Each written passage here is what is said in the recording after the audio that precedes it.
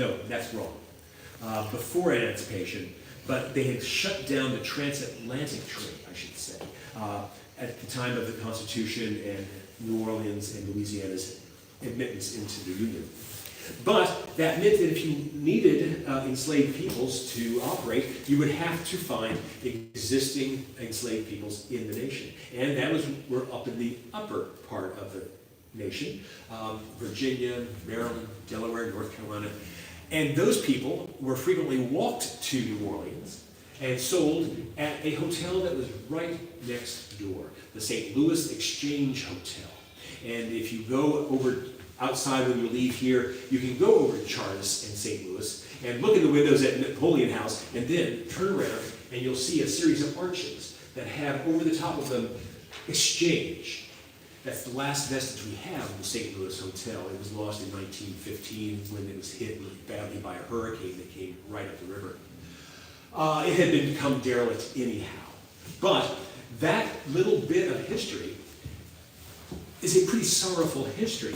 We can see in this little lithograph here, the Grand Rotunda of the St. Louis Hotel, where they are auctioning off art, and they're auctioning off household goods, and they're auctioning off cotton and sugar, and they're also auctioning off a man and a woman and a child there.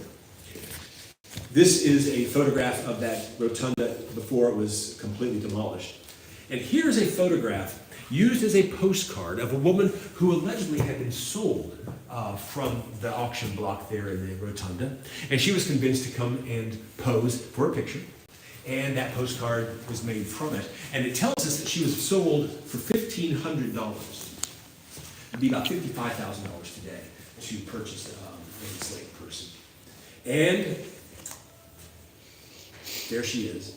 Now, whether that's a true story or not, there's no real way of knowing. We don't know who she is. We don't know what the situation was for her being stood up there in photographs. But we do know that it's before 1920, and that was a long time ago. And she was sold as a girl, and she seems to be a mature woman here. But those kinds of erasures of people are very simple in a large and old city. The woman in the painting there was a woman of color, a Creole woman, and when we acquired that painting, it looked like this, with a fabulous collar and jewels and earrings. And we had it restored, and the restorer couldn't believe that a woman of color could have had that kind of finery. And so it was removed. And we've learned since that through examination, that these items were not lost, they were just covered. Just like her history was erased.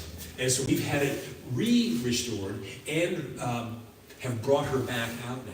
And that really depicts some of the efforts of the collection to tell the story of New Orleans and try to tell it accurately and fairly. Because to erase a person's history is really unfair. But we do it all the time. And so here's a small effort, one small little effort that reflects a much larger aspect of history. Our efforts to restore her face to the world. But there's all kinds of stories of Italian immigration here. If you go to the French market, you'll see Italian names everywhere selling produce. And that's because in the early 20th century, a great deal of influx from particularly Sicily to New Orleans. And those people were selling left and right. And so we have their stories to tell. Germans were being brought to New Orleans almost from the beginning of the establishment, as the French were encouraging Germans to come to the Gulf South and participate in setting up the city. So we know that this gentleman is selling a brand new lager and advertising it early in our history.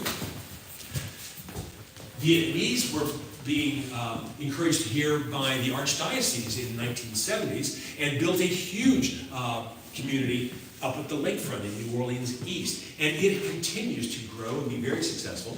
In fact, during carnival season, one of their bakeries is overwhelmed by people wanting the Dong Phuong king cake. I've had them. They're swell. There's hundreds of different kinds of king cakes to have, but that's one of them that's kind of unique.